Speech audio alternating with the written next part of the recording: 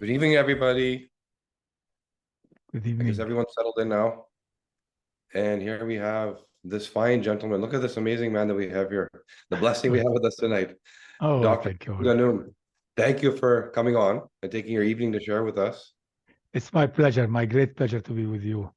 No, it's amazing because people might not realize the work you've been doing, but they have heard us talk about this subject, and there's no better person to guide us down the path than you. And the Thank you. subject has always been, hey, you guys do DNA testing. Do you look at the gut? And our answer has always been that we believe the gut is the second half of personalization. DNA is your innate wiring. It's your cellular instruction. But there's a whole other ecosystem of DNA living in your gut. And if you start to understand what's actually happening there, and it's separate from you, there's more DNA in your gut than there is in your body because of all of what's going on the flora, all of the bacteria, right? So if you start to understand this, what this looks like, and you pair that with your DNA, the view that you have of your body, there's really not many stones left unturned, right? And so in our journey, and you guys have to excuse me, I don't get sick often, but what I do, it's a doozy. So a kid brought home something and I'm losing my voice. Um, but anyway, this sounds kind of Barry White raspy, so we'll just go with it for the night. So yeah, so when we've been working with people, and everybody here is probably familiar, there's been this question of, wow, I learned how my body works. I learned how my detox system works. I learned how my brain works. I learned how my hormones work, which is so implicit in so many areas where people get stuck. And this question of what do we do about the gut? Because I feel like there's just still something left. And so our answer, like I said, has always been we believe it's the other half of personalization, but we never had a tool that we thought did the job. And that was always where we were stuck. It's very easy for us to just go test people, right? But just like anybody would have experienced in what we do with genetics, the reporting and the interpretation is much more functional. Meaning, it's not, here's your DNA, good luck. It's, we think you need to work on your hormones, and very specifically in this little nodule of the cascade, because this is where there's a failure. And guess what? Here's exactly what to add. Here's exactly what to remove. Actionable information. And this has been missing from the gut for some time. You've probably seen apps and products that tell you eat less broccoli, exercise 3 days a week. And sometimes you happen to hit the nail on the head, and it just works. But the majority of the time you hear people saying, this sucks. Like truly, that's the feedback that we get. This sucks, this doesn't work, the gut microbiome doesn't matter. It does matter. The tools have not been functional. The tools have not looked in the right areas. It just like people ask us the question, what's the difference between the DNA company and 23andMe? The DNA company is looking for functional pathways. We're looking for less than 100 genes that actually matter, and then telling you what to do about it. 23andMe is saying the majority of what we can sequence, or the more that we can sequence out of the 22,000, the better we're doing. Data, data, data, as opposed to interpretation and insights. Data is dumb unless you know what to ask it and get some feedback. This is where we've been stuck. So thank you again, Dr. Ghannoum, for joining us. And it's amazing that you're going to walk us through this. He's actually brought a report of an actual patient to show you how it's possible to interpret in the gut microbiome actionable items. So firstly, let's just have a backgrounder. Why do we need to know? Why does it matter? So really, first of all, thank you very much for really very nice introduction. And I love the fact that you are talking about the DNA and the microbiome, how they make the total story instead of one part of it. Now, why does it matter that we should look at the microbiome and our gut? Because, recent advances in science, especially this next generation sequencing, allowed us to look at organisms or microbes that live in our body, on and in our body. So, like we have microbes, as you know, in our hands, on the skin, in the hair, all over the place, but particularly in the gut. And really, what you mentioned about the number of genes there compared to what we think we have. Like, for example, we have 23,000 genes in the human. When you look at the number of cells, we have 600,000 genes. So really, in a way, you have another world there, as you alluded to, that live inside us and that can play a role in our health and disease, in fact. And this is what we call the microbiome. For years, people defined the microbiome as the bacteria that live in our body.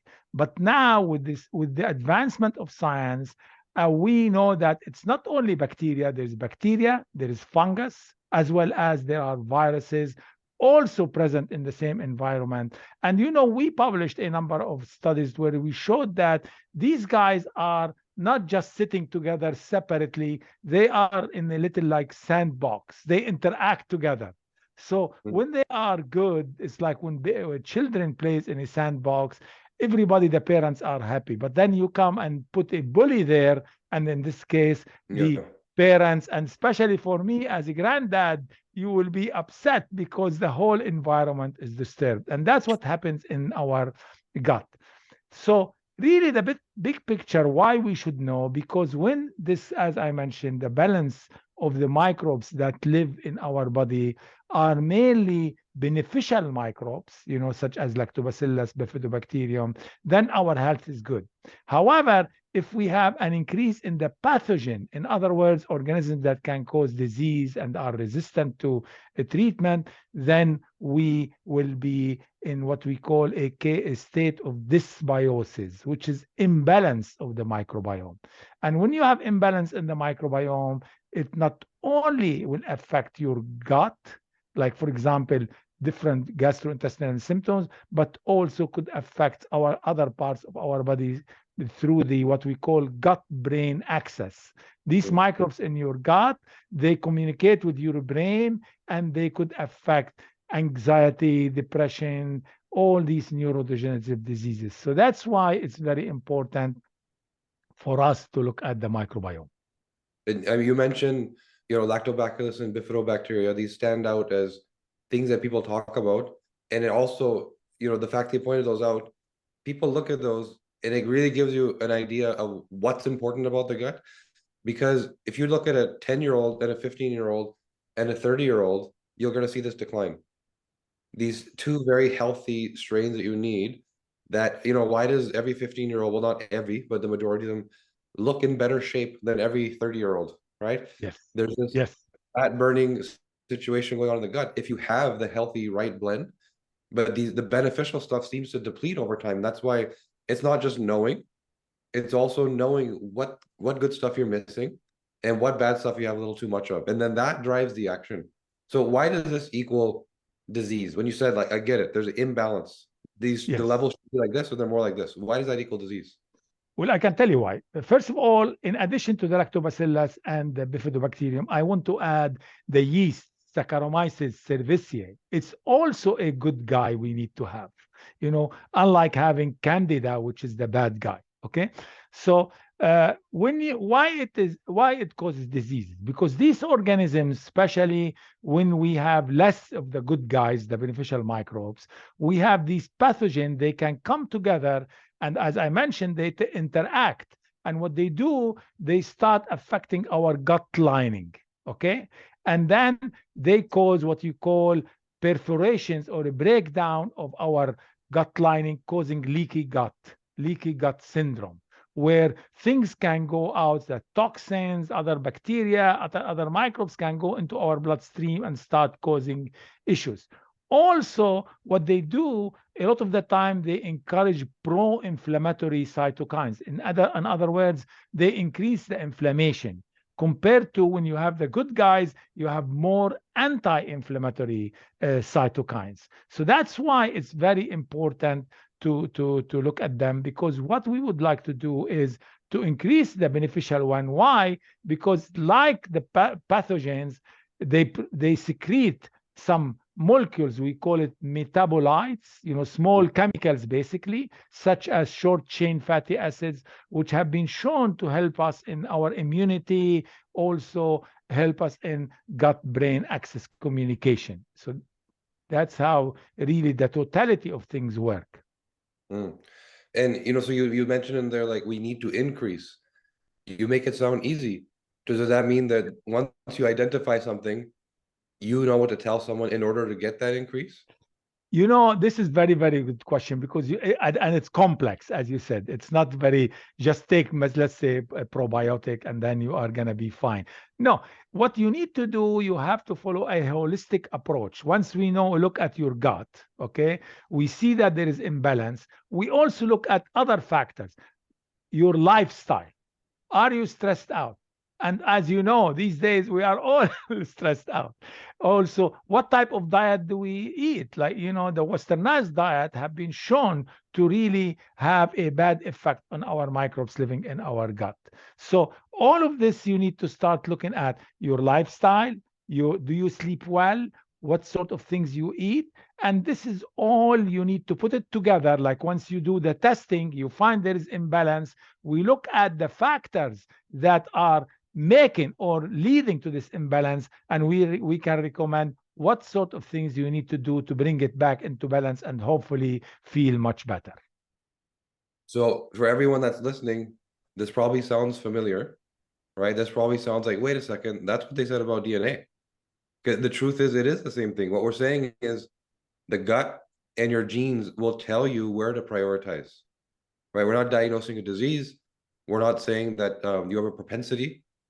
We're saying here's a certain job, certain function that is just not happening because there's an imbalance, whether in your gut and what's supposed to be there, the community, the ecosystem, or there's a certain gene that's not active. Because when we look at, and again, everybody here will be familiar, when we look at certain detox genes, we find that people that are missing some of the key detox genes of the gut end up in the exact same place. Gut wall permeability, dysbiosis, leaky gut, leaky brain, mood issues, etc. It's the same outcome, different input that caused it. So now imagine you fix that and you get to 80%, right? And you're probably going to, in that path, also fix your gut microbiome just by nature of fixing the gut wall itself, you know, that it creates a balance. But there's a little tweaking left to do. And that's kind of what we're saying here, is that if we get this right also, there isn't much left to do, right? And then you've got yourself to your optimal version. So with that, I know you brought a report. Yes. So we're going to walk through it. And I've been excited about this because I'm learning from you, and you know, and there's things that you know that just aren't out there, functional insights. So let's walk through the report as if maybe I'm the patient. Talk to me, right? As if it's me. And I promise I'll do what you say.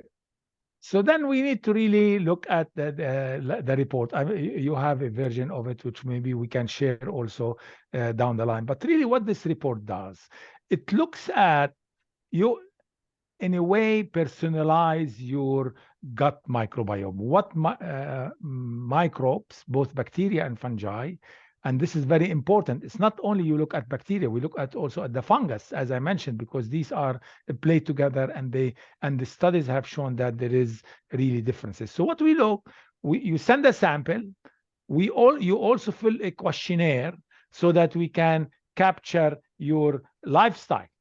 If you exercise, how often you do, if you sleep well or not, if you are stressed, what sort of diet do you eat, you know, all of this, we put it all together. But what happens at the beginning, the sample comes, you fill the questionnaire before that, and then we start looking, we do the analysis in the lab, we do the sequencing, and we come out with a report that describe a number of things. Number one, it tells you what is the diversity of the microbes that live in your body. In other words, you know, like in our society, I am always think a society that diverse is much better than a society that is only one type of people live in. We are all human beings.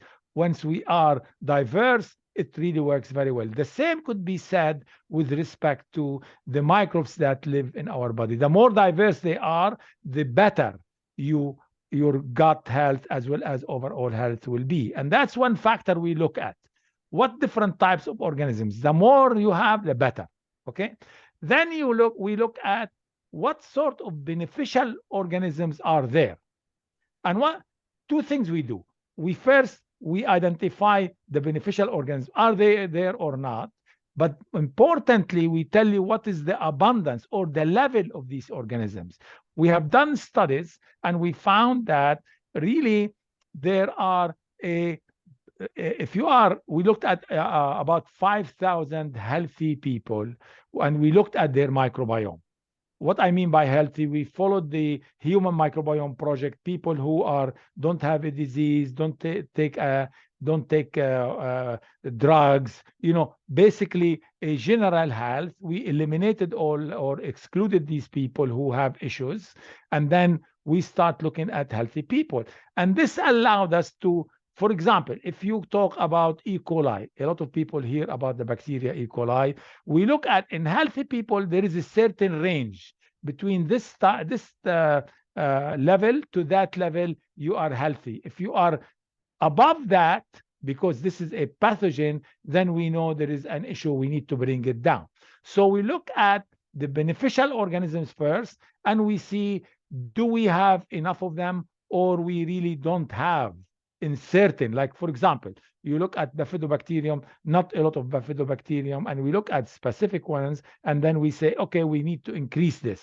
Okay, now we look at also lactobacillus, we look at other organisms which are good. Okay, so we look at such as I mentioned, Saccharomyces cerevisiae, which is the yeast. It's good to have it. We and others found in healthy people, they have high level. And of course, I told you there is the range. We know the range now because we looked at these 5,000 people. And if you are healthy, you should have a range between this and this. So this way we define, do you have the right beneficial organisms? And of course, if you don't have, that's where in the recommendation we start to say, okay, how can we increase that? Okay.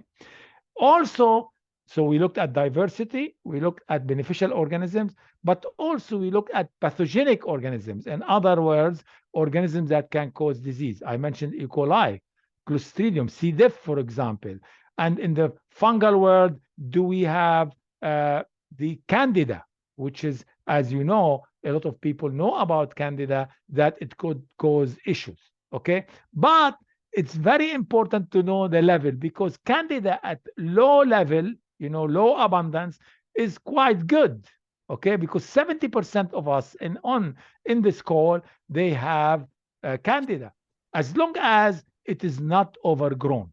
Okay, so that our testing will tell you whether it is out of balance. In other words, you have more than what we really would like to have. Okay, then we looked at, do we have, for example, anti-inflammatory organisms that have that, like Fecalibacterium proteinsiae, for example, is an anti-inflammatory organism. So we need more of it. How can we encourage it? However, if you have Protobacteria, the phylum Protobacteria, this is a red flag for inflammation. So again, we look at that and say, oh, this is elevated. In other words, the abundance is high compared to the healthy people. We need to fix it down. And there are ways to do it. For example, using vitamin D3 and fiber.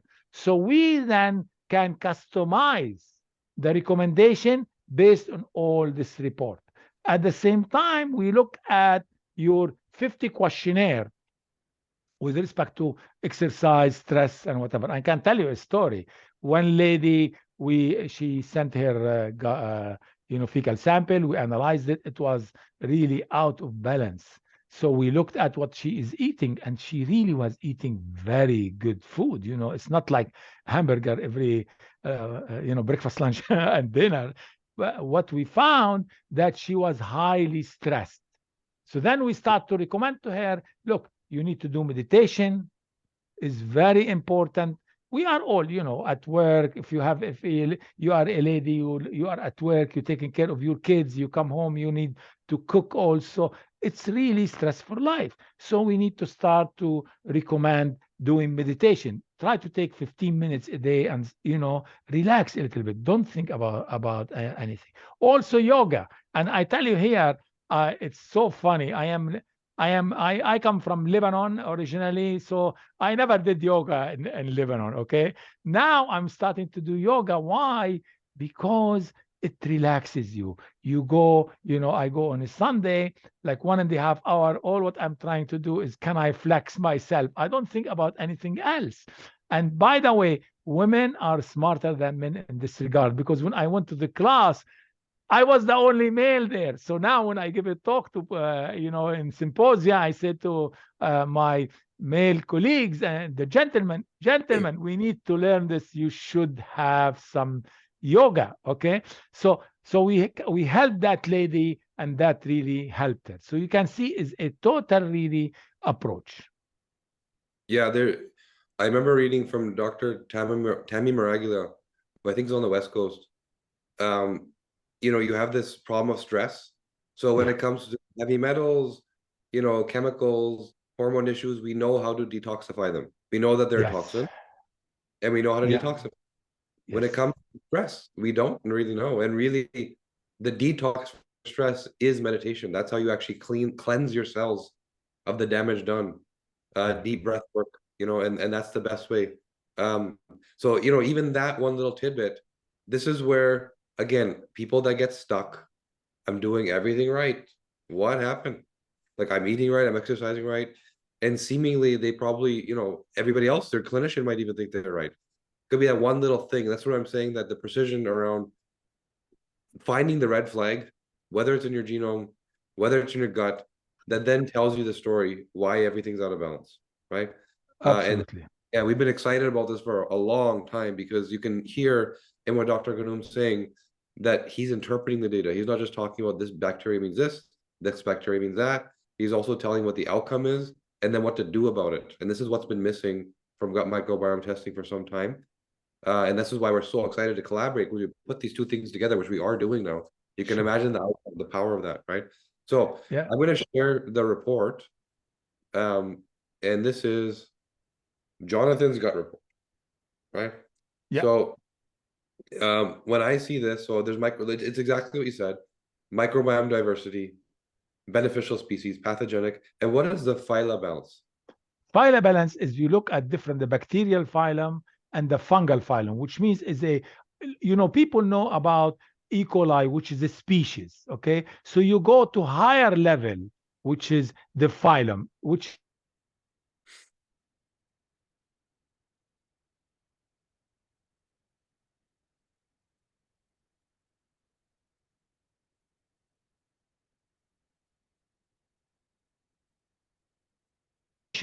of this organism. And it gives you, we did a study where we looked at different what you call enterotypes, and we found, and that's at the phylum level. Okay.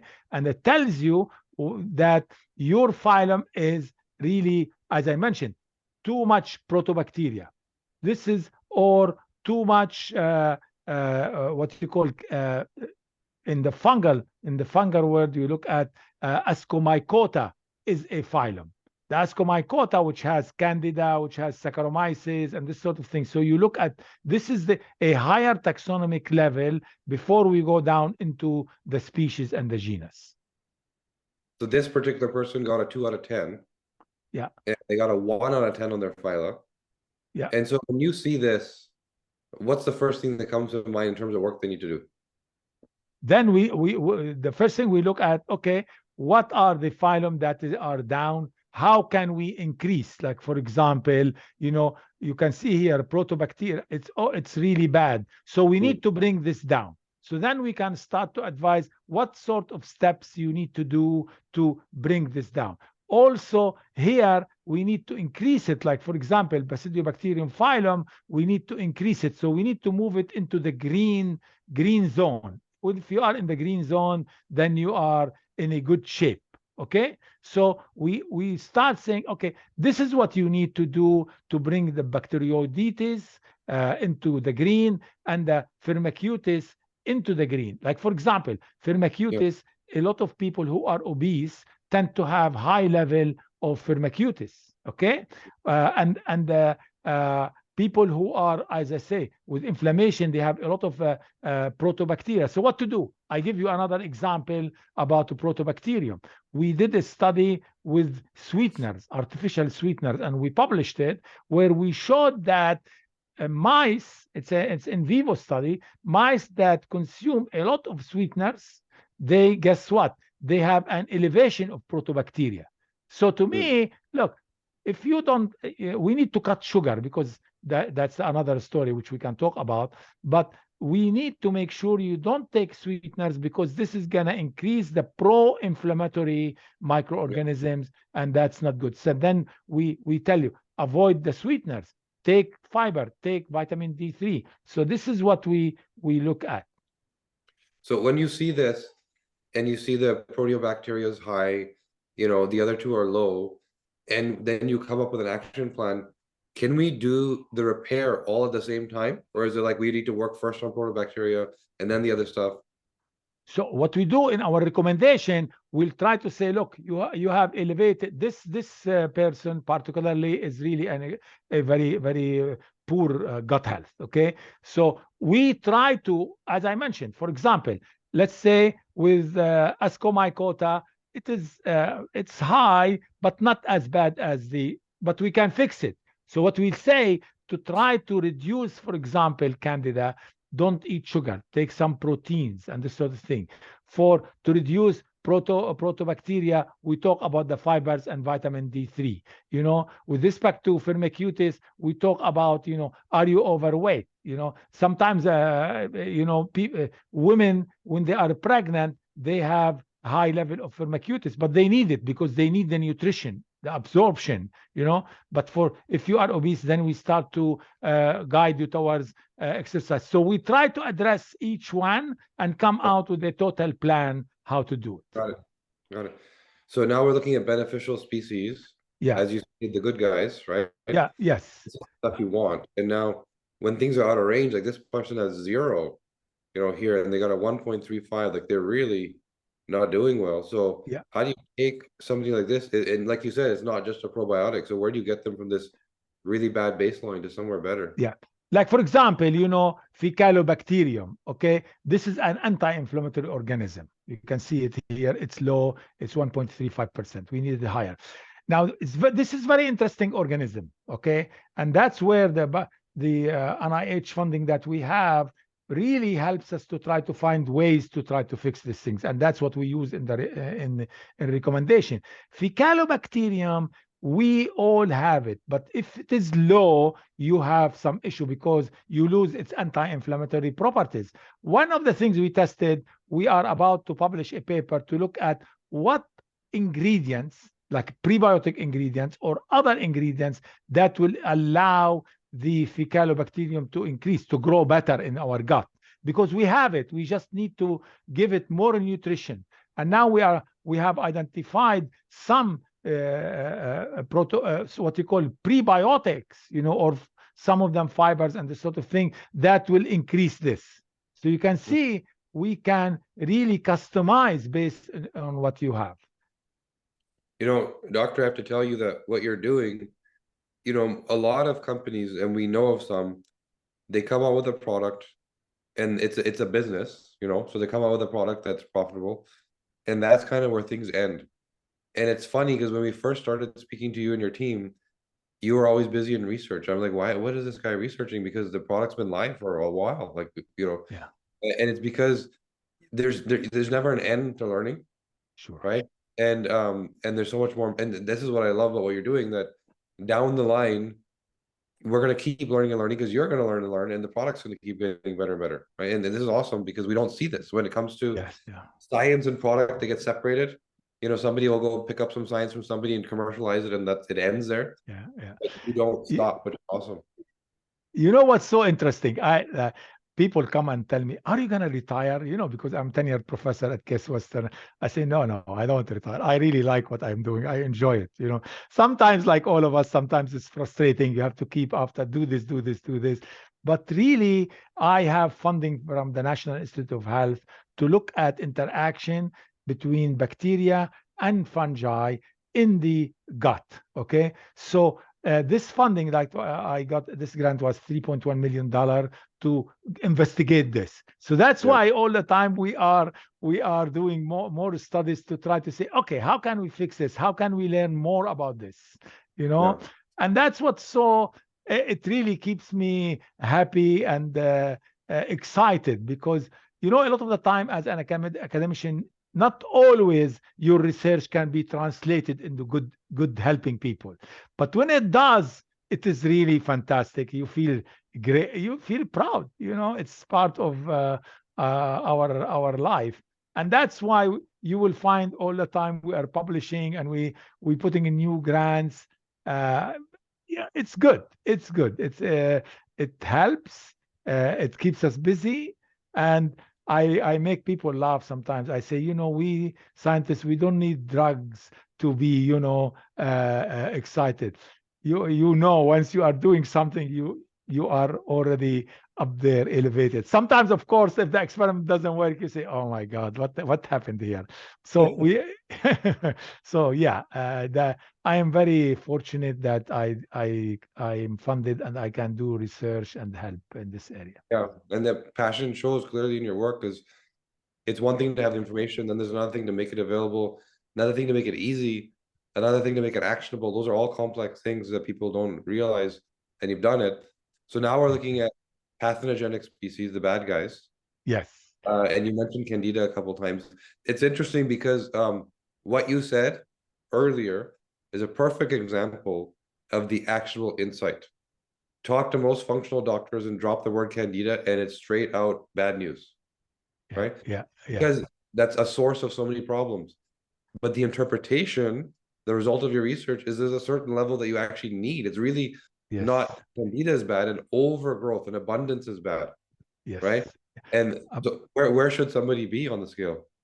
So you can see, like, if it is maybe 1 to 2%, it's fine. When it becomes more than that, then it becomes high. And you can see the ideal range when you look at Candida. If you can see the ideal range is between 0 to 0.4.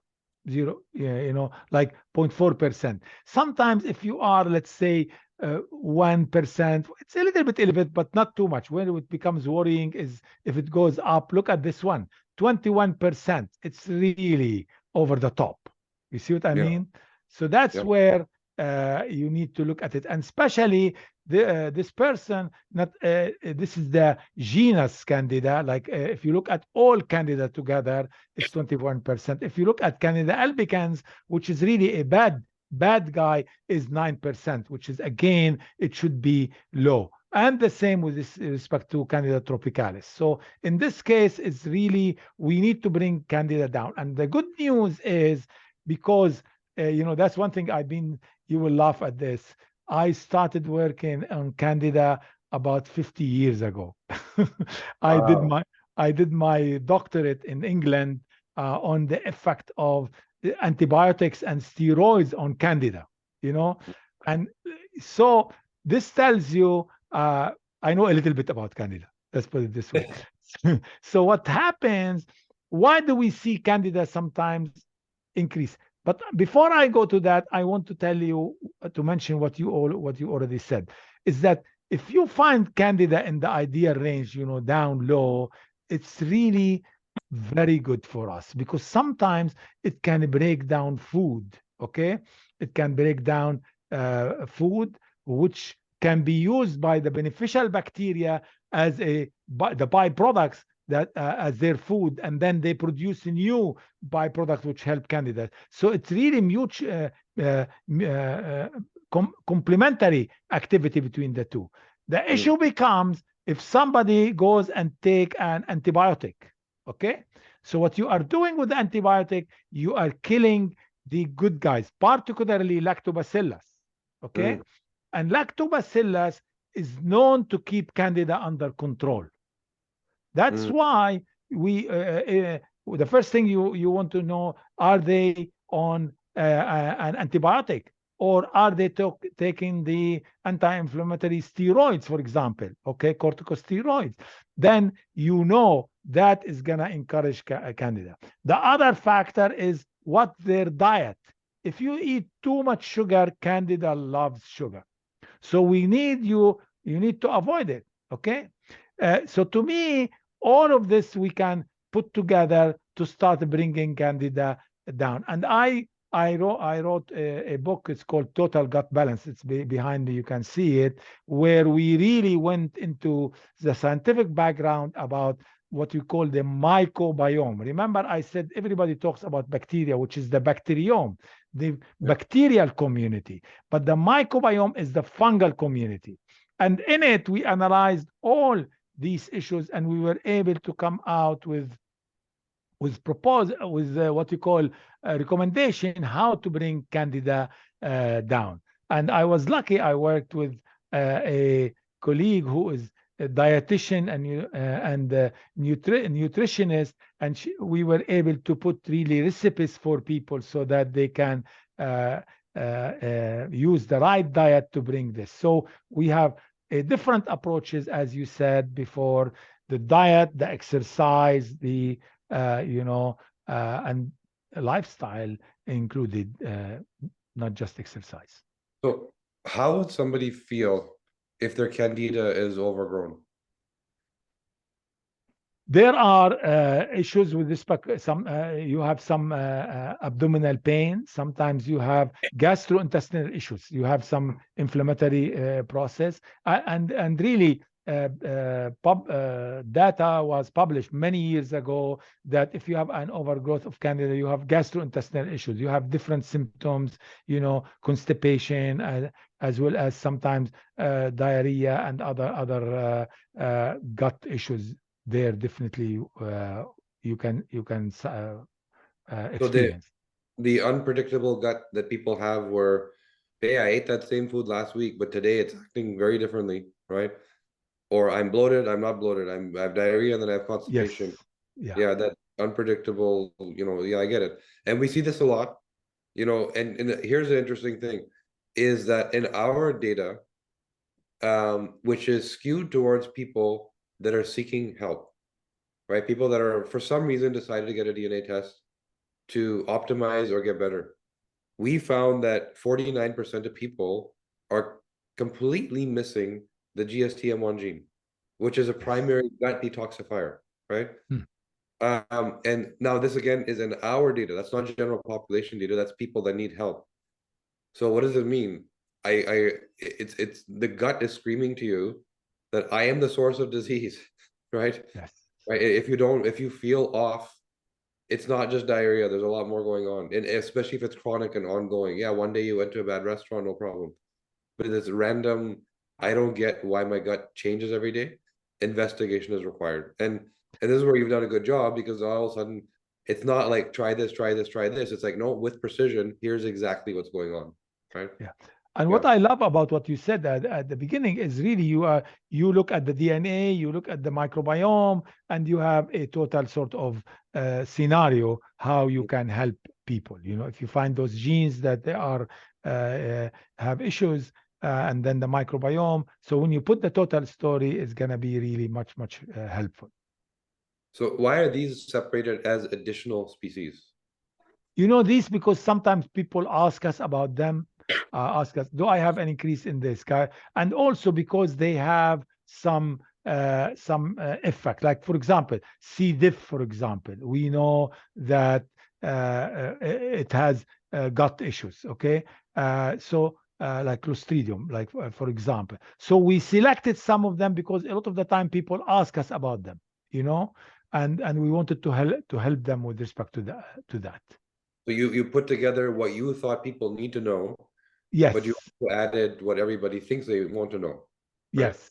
Yeah. Yeah, So and also that's very important point you're talking about now is the fact that when you do the analysis, you have hundreds of bacteria, hundreds of fungi, in the analysis, but you cannot really share all this data with people because it's so confusing. So what we did, we tried to zoom in, to zoom on the organisms that are important, okay, and people are concerned with. So in our raw data, we have more data, but we really don't. It's not important to start to share everything because you are gonna confuse people rather than helping them. We feel the same way. When we test, there's definitely more data we're collecting than what's provided, but we also believe that extra data is confusing. It's literally data. And then you start to say, what does this mean? What does this mean? What does this mean? For you, it doesn't mean anything. We're already telling you what you need to know, right? And that in itself is a brilliant art of simplifying things to what's actually actionable and needed. And this is where, you hear about whole genome sequencing, and I test 10,000 genes, I test 20,000 genes, Sure, right? Oh, sure. how many lives did you change? How many people did you help?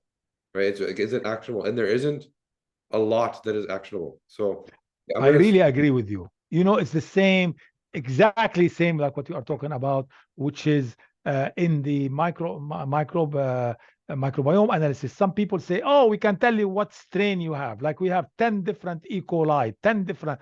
So what does that mean? It does not really help you at all when it comes to how can we interpret how we can help you. Our job, you and I, is to try to help people have actionable insight. Otherwise, we give you all this data and then you don't, you don't understand it. Like one of the things we do in our research, we collect all this information, and we have thousands of organisms, but then we do bioinformatic analysis. Let's say we take a cohort, people who are stressed out. Okay, so we take women with stressed out between this age range and this sort of thing, and then we match them when healthy, and then we see what organisms are there. But then we do bioinformatic analysis and really identify organisms that are differentially present, which means in stress they have this handful of organisms that are really high. This is what we need to deal with. I don't want to deal with everything you have. What's important is what is the difference, and that's where really you are alluding to. we love what you've done. We're gonna get into some questions, but before that, Sure. you know, this is our community. These are people that have done DNA testing that have had some impact because of it. And we just want everyone to know that we have been looking a long time for someone to work with on the gut microbiome, mostly because you've been asking, right? And Cindy, yes, there is going to be a replay, but we're going to get to questions. Um, and it was challenging because everything was contextually the way you were describing big data. And I get it, because the business race, not the clinical race, is about, I want to own interpretation of the microbiome. I want to be the guy that plugs into IPM. I want to be the guy that plugs into Silicon Valley and consults everybody. That's where the big players are going. It's like, let's put some AI on the microbiome and learn things that we could never possibly learn ourselves. And that big data approach led to, here's a product that tells you got to eat more broccoli, right? And people are saying this doesn't work.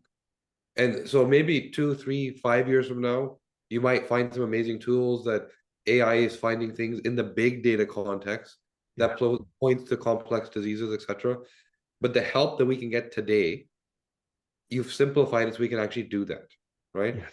And this is where we really love what you did. And we said there's finally someone that thinks the way we think, in the other half of personalization that we've always wanted to incorporate.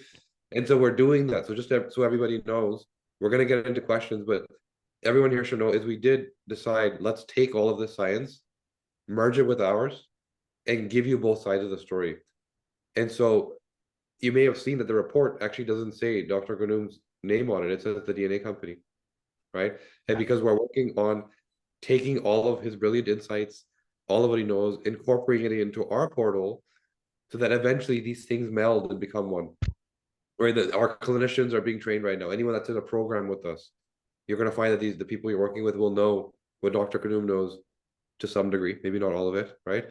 And our portal will also be able to interpret, just like it is right now for DNA, what's going on in your gut. So that's the intention with all this. We wanted to announce to everybody that this partnership really gives us what we've been looking for and what you've been asking for. That's been a challenge because it's been like 4 years of me saying, yeah, one day it's coming, because everyone's got, and we just didn't find the right tool, but it's here. So with that, we'll tell you how to get involved, right? Anyone that's been, whether you've been genetically tested or not, it'll be available for you. The other thing I would say about this, last thing before we get into questions, is your DNA, as you know, you do once. DNA doesn't change. This is a great way for you to track. This is a great way for you to do that annual, biannual check-in to see how much damage did I do at Christmas dinner, right? Where am I at? What work do I need to do? And this is another tool that people have been asking us for is, okay, you're telling me that I can understand my body at the personal level based on my genome, but what then do I measure ongoing to know that I'm on the right track and things are working, right? And we've introduced our DNA aging test, the epigenetics test, which does it at the DNA expression level. This will do it at the gut microbiome level. It's good to tell you a lot about nutrition, stress, all these other things that Dr. Liu was talking about, so that you're always heading in the right direction. I never get off track. That's the whole purpose of this. So with that, we're gonna jump into questions. Corey saying whoever's on the call should get a free gut analysis. Corey, all you need to do is drop your MX into the chat, and we'll make sure that that happens. Everybody can get a free test. But let's open the question. Excuse me, my throat is still okay. So Corey's asking, what DNA markers for Parkinson's and gut? Quick question answer to that on my side, and then you can jump in, Dr. Ghannoum. With Parkinson's, we're learning more and more that this thing that we thought is innate and genetic is actually caused. And I'll give you a simple example. There's a military base in North Carolina where they're finding the veterans from that particular base have a 30% elevated risk of Parkinson's. The net outcome is they're more likely than the average veteran. So when they investigated, they saw that the water was full of something called TCE. It's a forever chemical, and it's a potent neurodegenerative chemical. I mean, every toxin doesn't damage every system, right? So this particular one is neurodegenerative, which then eventually looks like something we call Parkinson's, right? Versus, there are people that yes, innately have a genetic issue. But the majority we're seeing, just like all chronic diseases, are caused. So, anyways, I'll pass it over you to Dr. Ghannoum. Is there anything in relation to the gut and Parkinson's? Definitely, there are studies now that shows that there is a relationship between the microbiome and the gut through the gut-brain axis. So, as I mentioned, there is communication between the microbes that in our gut and the brain through the metabolites or the chemicals they produce. And there are some really published data. In fact, we have some people also send their samples with Parkinson's, and we looked at them and we found what is the outside. But what we are now trying to do to get even better insight, with the thousands of people who submit their samples, we ask them if they have any conditions, and then we are able to take those people with Parkinson's, for example, and we did a study with autism as well.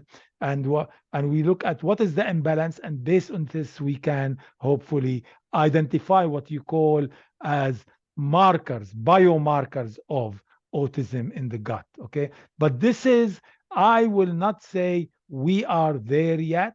We are, what you mentioned, we are now trying to using the data and AI to identify what is the differentiating organisms in different conditions. Okay, and hopefully we'll be able to do that with down the line with Parkinson's and other neurodegenerative diseases. So just one clarification. I've been seeing the notes in the chat. Corey said everybody should get a free test. And I said, yes, Corey, give us your American Express card and we'll make that happen. So just like Nina said, it was a joke. But the good news is everyone's saying, yes, I want one, right? Now, the difference between the context is it a gift or is it something you're buying, right? So we will be offering you a discount on the initial for this beta group, right? So it's not live, it's not launched. It's going to be for whoever's here. And in fact, B, we can even drop that in the chat now since so many people are asking. But that was a joke that Corey said, and I was responding to his joke.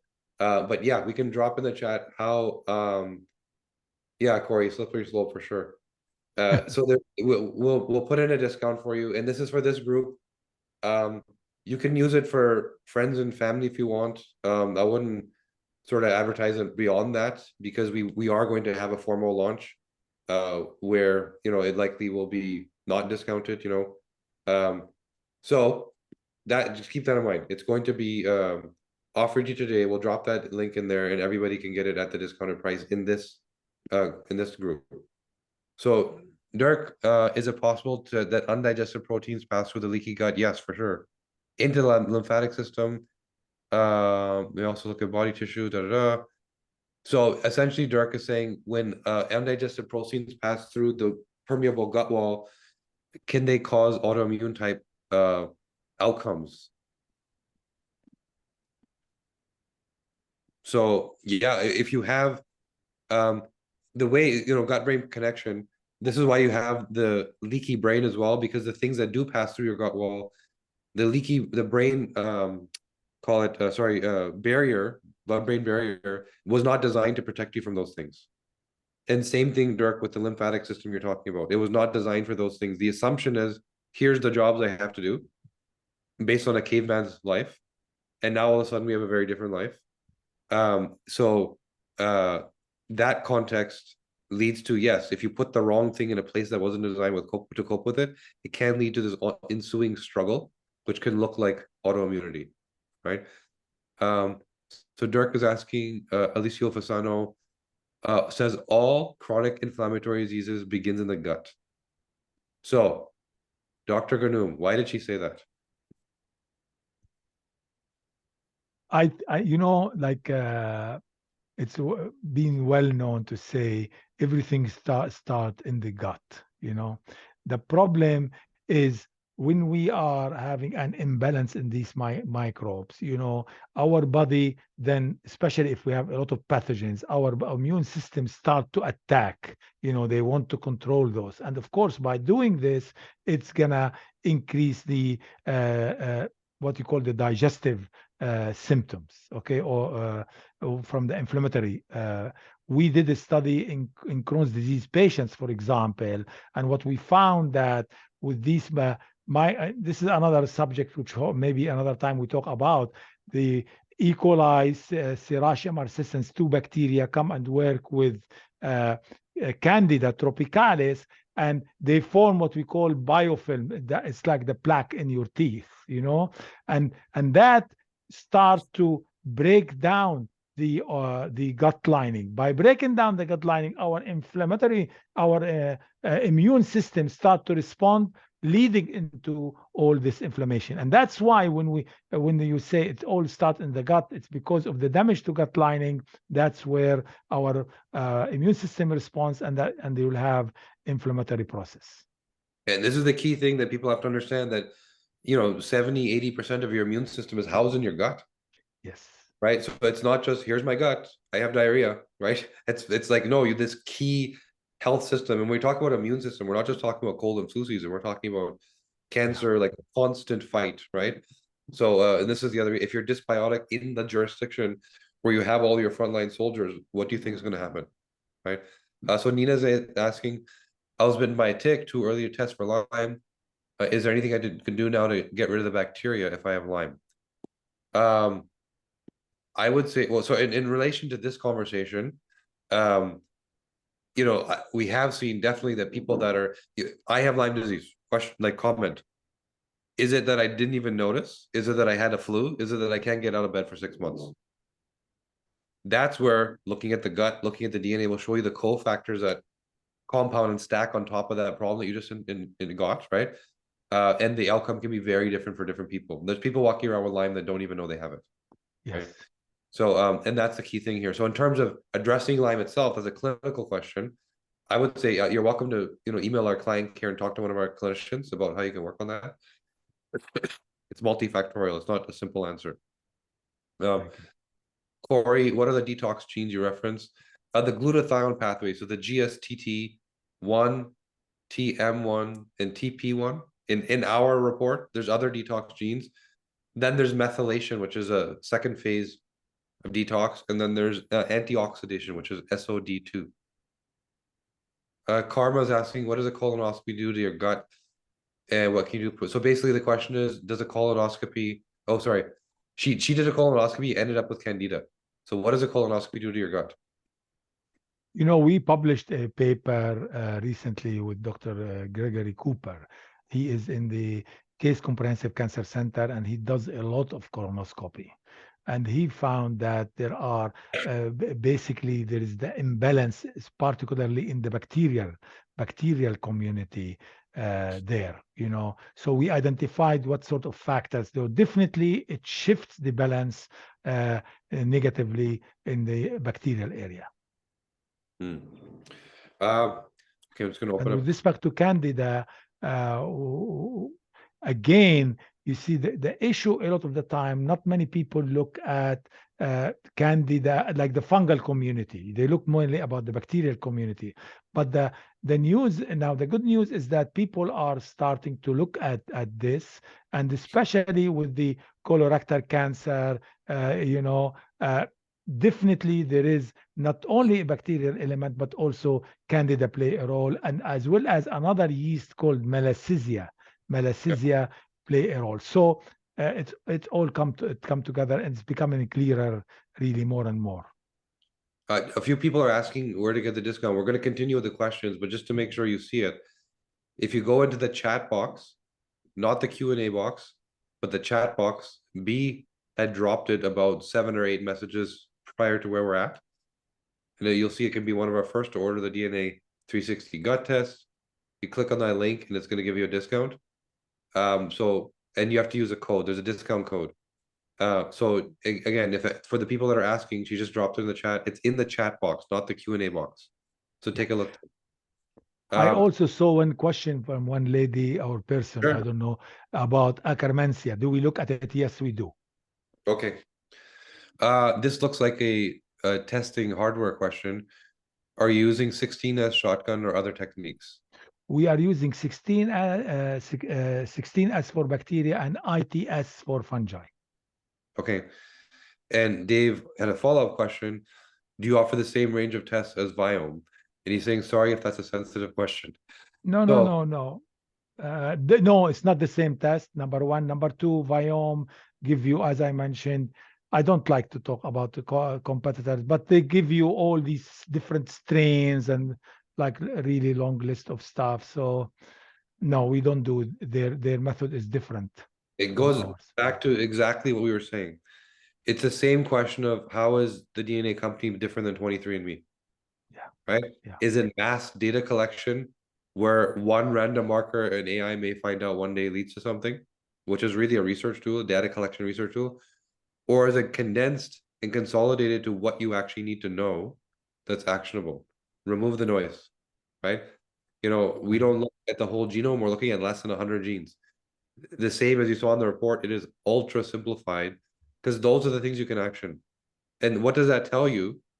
The person that made it isn't a data collection company that's selling your data. They are a functional medicine company that's trying to help you. sure. That's the difference, right? And it's like what you said, Cash, is that we have all that data. It's not like our raw data is there, but it is we use it for research to understand, finding biomarkers, but this is not the way to try to help you. We want to focus on things that are actionable, and that's what we do in both scenarios. Yep. Karma's asking, what do you do post antibiotic treatment to essentially to reset the gut? I think post antibiotic, it's very, very important to take some probiotics. You can have probiotics. Biome also have developed probiotics for that case. Also, you need to make sure you start to build the beneficial organisms by eating fibers and natural proteins. Try to avoid, like basically you really need to start making it up. And so if you are on antibiotics, having probiotic makes sense. Of course, following the right diet and this sort of thing, as I mentioned, also will help you. Alan mentioned pricey. It's a different price than some other tests. It's the same comparison with 23andMe and us. Once again, is I can go get you a basic SNP test, like a mass data collection. It's easy to do. The collection kit is cheap. The sequencing is cheap, and it can be sold cheap, but it doesn't change your life. To analyze, to do more with less, meaning here's what we need to look at, but to know more about it is work. It's not as simple as pushing a button on a machine, right? Which is what most testing companies do, mass data collection. In fact, you can go buy the machine, put it in your basement, and start testing. Like it comes with reports, but the interpretation, it's not there. And so this is where in order to get quality information, you have to do a lot more on the testing side, right? Um, Yeah. okay, so we have a special guest in the Q&A box, Dr. Bryce Wild, one of our founders, and he's asking you three questions. SIBO is Tess hints towards it. I appreciate. Excuse me. He's actually asking for your insights on SIBO. He's asking for leaky gut and the use of the zonulin marker. Excuse me, and use of Yeah. Vitek 2 for fungal and certain pathogenic bacteria. So first of all, the first part was on. Can you remind me one at a time? SIBO. What are your thoughts on SIBO. SIBO? SIBO. SIBO is a small intestinal bacterial overgrowth. There is where you have an increase in the pathogenic bacteria. There are different ways people deal with it. Sometimes some antibiotics used and this sort of thing. But to me, honestly, we did the study and looked at the diet. The diet will play a good role to try to rebalance against it. In fact, we did a study and we published it, by the way, using the total gut balance, and we found that following this diet, it will help bring down the bacteria. The first week, not much difference. We took DNA samples the first week, the second, the third week, you'll start to see some changes. And by week 4, really the 3 subjects in the study felt with SIBO really felt wonderful, and we were able to show that there is change in the microbiome, positive change. And what do you think about the use of the zonulin marker for leaky gut? Zonulin, people use it. There are sometimes really contradictory data, but people use it a lot. I must say now we are developing as part of our research. We're looking at postbiotics, and also one of the things we wanted to test is the leaky gut and using different markers, including xylonin. But we haven't finished. But from my understanding and from what I see, it's controversial. Sometimes people use it in their studies, but it's not always what you expect. And then Use of Vitek 2 for susceptibility, sorry, of various pathogenic bacteria. yeah. Vertec 2, it's my other hat, I direct the Center for Medical Mycology, and I do a lot of susceptibility testing. I was the chair of the CLSI, Clinical Laboratory Standard Institute, in antifungal susceptibility subcommittee. So Vitek is very helpful if you have organisms, but I usually try to follow the CLSI, Clinical Laboratory Standard Institute guidelines, how to do it, which basically use microdilution methodology, microtiter plates, basically. But Vitek as well, is good to do susceptibility testing as well. So Anne's asking how long it takes to change your microbiome, and you just alluded to that previously, about a month, depending on what you're working on, sometimes 3 months. Yeah, I would say, to me, at least for 4 weeks to 6 weeks. But what I would do, if I want to do a test now, I take the test and then follow hopefully the recommendations, and I will test again in 3 months, in 3 months, to see did that happen, because this you would have given enough time to rebalance itself. So Linda's saying, who analyzes the specimen? So Dr. Ghannoum's lab is doing the work because they are doing the best job. The way they look at the data, this insight interpretation first type model, like we're talking about, versus big data dump. And we're just partnering on the report side. We're learning from Dr. Ghannoum. We're learning how to integrate what he does with the genetic insight, so that as we move forward, this integration is going to get tighter and tighter and tighter and tighter. And our clinicians will be able to see both sides. So it's going to just get better as we move forward, but it's his lab doing the work. We're kind of providing the report and insights. Susan, besides exercise and breath work, are there certain foods that can mute or muffle the stress response? That's interesting. Stress.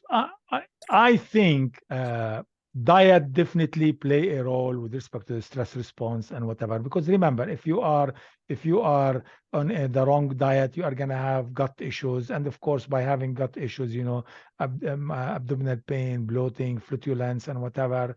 So it's gonna give you stress. But to me, really stress, the best way, in addition to following, okay, maybe I want to say, put it differently. Okay, I say to people when they tell me how we can rebalance our gut, I say it's in your hand. Okay. In what way? It's like a garden. In the summer and the spring, now we are in Cleveland, it's pretty cold, so no springtime for us. But in the spring, we try to fertilize the flowers. We need roses to grow, but we pull out the weed. You need to do the same thing with respect to the microbiome. You need to follow the right diet. You need to follow lifestyle. You need to nourish the beneficial organisms, and that all can help you rebalance your gut. And from our end, I can just say that we've seen people with serotonin dysregulation, which is also made in your gut, by the way. So you have to have a healthy gut to have a healthy mind, tend to lean on soul food as a coping mechanism because serotonin dysregulation leads to chronic stress. It leads to this, irritability type thing. And so the body knows that that's not a good place to be. The cortisol response is not healthy. And so and then I'm not telling you that soul food is the answer because you don't want to become a binger, but I'm saying that the acute band-aid, it works. Your body even automatically takes you there. Then there's other foods that can actually speed up and slow down various pathways. It's so that's a whole other conversation that maybe we'll get into one day. Yeah. But there's a lot. Can this be effective for Crohn's? I tell you something, that's where I started the whole thing. I published a paper in 2016 looking at Crohn's disease and their same members of the same family with no Crohn's, and we compared both. And we found, and that's really the whole biome was established based on this study, where when I published it, a lot of people reached out, can you help our children and this sort of thing. And my son, who Afif, who started that, he called me, he said, Dad, we have to do this. And definitely we have done a lot to help Crohn's, and we published in that area. Also, we just recently published a clinical trial in beneficial microbes where we showed using a probiotic that has Lactobacillus acidophilus rhamnosus and B. pravi, as well as the Saccharomyces boulardii, which is the yeast I mentioned, and an enzyme can really help Crohn's disease patients. We just published it 2 months ago.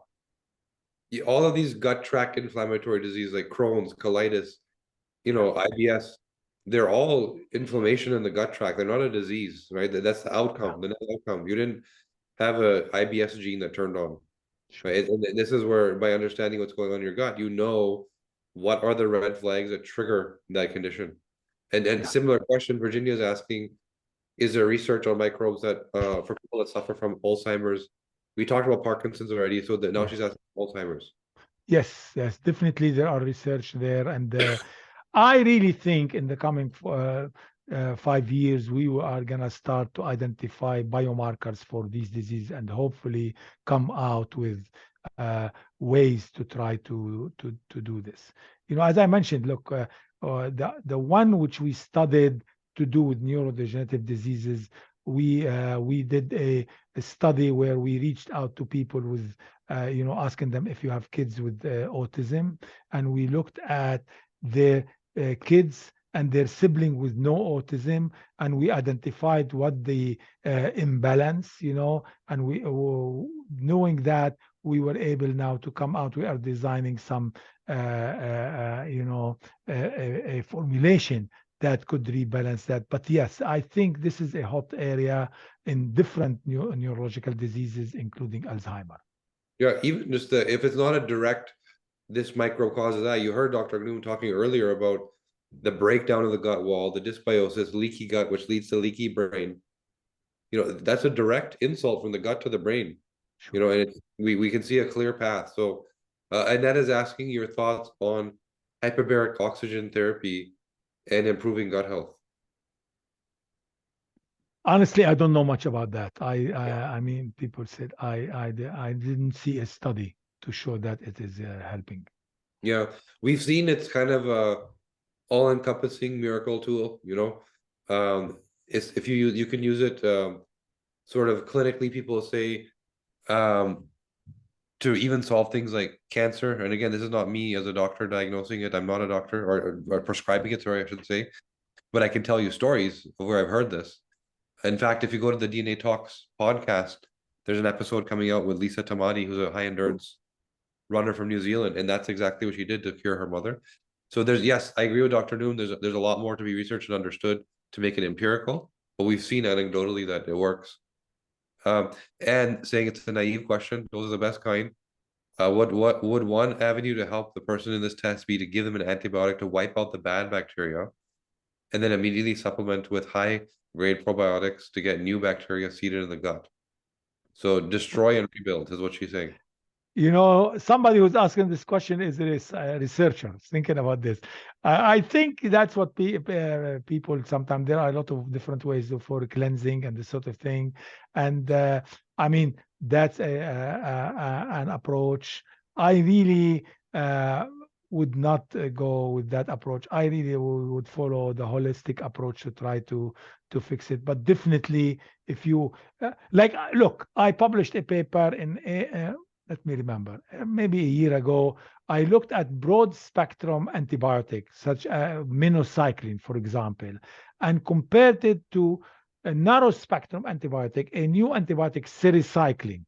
And these two antibiotics, they are used for acne. You know, dermatologists, they really are by far the people who prescribe so much antibiotics. And what we saw is that using the minocycline, what it did, it really changed a lot of the microbiome profile. Okay, whereas the narrow spectrum had less effect. So to me, if I want to use an antibiotic, I will use the narrow spectrum because I don't want something that disrupts everything. You know, because to rebuild it again is really not an easy process. Yeah. And Louis is asking certain characteristics for microbiome for people with constipation. I think, you know, it's constipation is kind of like all roads lead to yeah, constipation area, right? So it's not a single and that's the whole point of what I keep saying. It's not this microbiome, this bacteria strain equals this equals it's more functional, right? We have to think functionally. The symptom is pointing to dysbiosis. Symptom is yes. pointing to go do some work. Now we're figuring out what work needs to be done. And constipation and diarrhea are a result of many microbiome failures. So it's not one single thing. That's why we need to investigate. So Denise is asking, will the microbiome test recommendations integrate into the DNA results? This is the whole point of what we're trying to do here, which is we are taking the best of what we can find in terms of functional insights, actionable data, and putting them together. So as of today, they're two separate reports. We see a future, not so distant future, where I mean Tracy's I don't know if she's still on the call, but our CEO, she's working on building a platform that puts stuff together. Now imagine being able to do exactly what Denise is saying. It's not just here's your DNA, here's your gut, let's put them together. So the AI or the clinician or whoever can work with precision, right? That's the point, and that's why we chose to work with Dr. Ghannoum because the way he thinks is similar to the way we think. Dirk is asking, I understand that some of those beneficial bacteria cannot survive in the stomach acids and thus probiotics cannot deliver them. How do you introduce these beneficials? Very good question. I mean, first of all, uh, what happens, the stomach acids, if we, let's say in the evening, because once we eat and then sleep, because we are not eating, the pH goes down. Okay, it becomes acidic. So what we recommend in a paper which I published is that it's best to have the probiotic after a meal. Like for example, I take it in the morning. 30 minutes after, studies have shown that the pH goes from 1.5 up to 4 to 6. So and the strains in the probiotic strains, like for example, which I remember I mentioned to you, they really can survive those, no problem. So the recommendation is people should take the probiotic after a meal, like 30 minutes at least, especially if you want to take it in the breakfast. Elizabeth is asking, what do you consider to be the most pertinent genes for gut health? So GSTM1, FUT2 is a methylation gene, which points to, apart from all the methylation job it does, it also supports healthy enzyme activity. So some people that feel that they're bloated or can't eat things like hummus, chickpeas, plant-based proteins, FUT2 is implicit there. I would say also GSTT1, because if your GSTM1 is not doing well, how efficient is your second line of defense? Now that the stuff has got in, how well do you clear, right? So those are the big ones that stand out. Eric is asking, how long after taking a course of antibiotics does it take for the gut to recover to its balance? As I mentioned, at least you need about a month to 6 weeks. You need to start if you are doing the right thing to support it. Yeah. Dave is asking, do we offer mitochondrial function? So we actually offer it in the genetic report today. So if you look at the genetic report, there's a whole section on antioxidation, which is mitochondria. So how efficiently do you clear oxidation with the cell? How efficiently does your hydrogen peroxide synthesis line up with that? If they're not happening at the same pace, there's sort of a broken conveyor belt, right? Now, measuring actual in-time mitochondrial function, we're not doing. That may be the next thing we look at.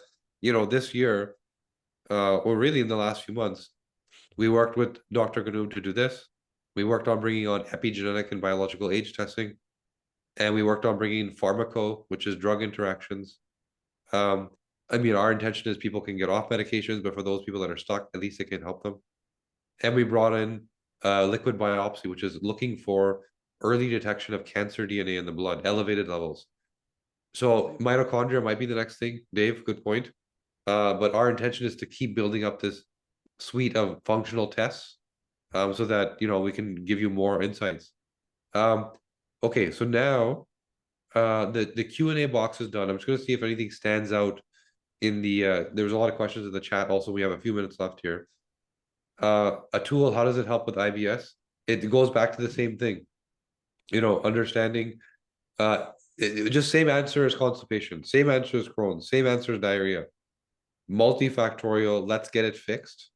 And these downstream symptoms go away, right? Dr. Ghannoum, is shingles a disease from the gut? I did not really look at that with respect to the microbiome and how. I don't think it is, but I cannot be certain. I must be Yeah. honest. I haven't seen that connection anywhere. No. Loretta is asking, is it safe to do this with children? She has a 2-month-old baby. She switched from formula to cow's milk and probiotics and is faring much better. So she feels that maybe there was some damage done from the formula. So I don't know your thoughts there. I mean, this is absolutely true with the microbiome in children. It is well known that formula versus breastfeeding is affect the microbiome negatively. Cesarean section versus the other. But let's focus on the formula. Definitely, it has effect on the child microbiome. And of course, if somebody send a sample of their child, it could be analyzed and it could be looked at what's the profile there, whether it is balance or out of balance. Yeah. Okay, so Stephanie has a friend that made herself a cocktail. Oh, she's talking about colonoscopies. The liquid that is given to you to clear it out. What her suggestion is to not disrupt your gut, make your own that's clean. So if you have the ability to do that, and it's so easy to find information online today, but again, with that type of thing, talk to your doctor first. You don't want to disrupt the entire process. Sure. Nina, does fasting help with rebalancing the gut? That's interesting. There are a lot of about intermittent fasting, and I think again, if it helps you maybe with fasting to lose some weight, try to organize what type of food you eat, the right appropriate type of food, and it will help, so I don't think it's one thing by itself, very difficult to define, but yes, it could be helpful. Yeah. uh, If you look at like if you're working with a functional medicine doctor and you're dealing with like a candida protocol, like you said so many times, it's like get rid of sugar, right? So one thing that does potentially happen if you're doing a longitudinal fast, like 3, 4, 5 days, or even a couple yeah of 36-hour fasts, then all of the pathogenic and problematic die off because they're not being fed, and the good stuff sort of stays behind. So it's somewhat of I guess Nina used the right word, rebalance. yeah Right. Yeah. So if you're doing an intense long fast, the intermittent fasting is probably not enough exposure. It's helpful, but it's not enough, especially what are you eating during your eating hours, right? yeah But something like going straight carnivore. What do you think about that? you're asking me about the Yeah. carnivore. I think eating red meat and it does not help. I mean, studies have been very clear. Uh, Too much of it is not good. I I am my point of view about these things. Moderation is the way to go. Okay, Okay. like if you go to the restaurant and the amount of steak, the size of steak they give you, I don't think it's beneficial. And also, what studies have shown, eating red meat, especially with the saturated fatty acids, is not helpful to your health. And really, you need to try to use. I like fish, for example. Chicken is better because meat have been shown to increase the pro-inflammatory or microbes that have encouraged the production of pro-inflammatory cytokines. Hmm. Um, Kathleen's in the chat. She's a clinician. We've known her for some time, and she's asking, please compare it to the GI map. GI map? GI map. It's another functional gut test. Are you familiar with that one? No, I don't No. know that. Okay, so Kathleen, what I would say is that it does what GI map does, but more. So GI map has a heavy focus on Candida and a few of the more known actionable strains, and it does a really good job on those. It's a clinical tool which a lot of functional medicine doctors use. All I would say is that this report offers a lot more, and the method of testing is more comprehensive and I would say accurate, right? So that's the difference. GI map is, it's also more expensive. You're getting less for more money, which you typically find when it comes to functional medicine type tests. Okay, we have like 3 minutes left, so I'm going to see what questions are left here. I want to thank you, Dr. Ghannoum, for taking the time because, Yes, as everyone can hear and see, wealth of knowledge. We didn't even touch the tip of the iceberg of what's in this guy's brain, and the work that he's been doing. Excuse me. But even the little that we heard today shows you clearly that understanding your gut is a guide towards good health. It's a guide towards the things that may be failing your health and causing you to feel in the poor state that you are, or even just to be optimal. Like, how do I be the best version of myself? How do I live to 120 or 180 or whatever you believe that magic number is? If you're not taking care of your gut, that's not likely. It's central to good health. And we'll drop in the chat again the link for the discount. Everybody was asking about that. Do it now because first of all, you're getting the discount, but you'll be the first group that actually is able to integrate. As we're working on integrating the DNA and the gut microbiome, we're going to lean on you also as our clients, friends, patients, and look at your data and work with you, right? So this group here, whoever came out here tonight, will be the first to have that integration to be worked on together as a group. So you're getting the discount, but you'll also be sort of active in this gut community that we're building. And how do we put these things together? So you'll be the first to see that. Okay. Let me see if there's any other questions here. Stand out. Can you address if someone is unable to gain weight, the opposite? Is there anything to address in the gut? I think it will be very important to look at the gut because, as because we talked about it. Remember, with certain strains like Firmicutes, for example, will be good for nutritional absorption. there are some other issues of the organisms that could be in the gut that form biofilms, which can block the nutrient absorption, for example. So it will definitely help in understanding why nutrients are not being absorbed very well. What are the underlying factors? Amazing. So with that, we're 1 minute away from the promised end time, and we didn't want to. Dr. Ghannoum is, as you can hear, a very busy guy, so we want to let him go back to whatever he has to do. The link B has dropped in the chat. So if you go to the chat box, if you look at the bottom row of this Zoom video, you'll see a button that says chat. If you click on that, you'll see that B has just dropped in. Here's how you get your discount. So do that today, because you'll get the discount, which is available, I think, until December 14th. So do it before then. But you'll also be part of this first cohort, where some of the things you were saying, around research and learning more, and we're going to lean on you. If you have your gut test, you'll be the people that we come to and say, hey, we have how are you feeling? We have a question about this. We saw this in your DNA. How do you feel about this? And it might help you resolve issues, because we also need to learn, right? So use the link that be provided. You'll also be getting a recording of this if you want to share it with friends and family. This is the natural progression of somebody in the household does a good job. Well, then you kind of outpace everybody else in terms of your, health. So the whole household needs to be sort of balanced in terms of where everybody's at. So keep this. We'll get you the recording. So if anyone else needs to watch it, see it, hear it, you'll have that, and that you'll have access to the link. So copy and paste this last part. Here's a link. You'll get the discount on the test. You'll be sort of part of this pioneering group where we may lean on you for research, and that will end up benefiting you.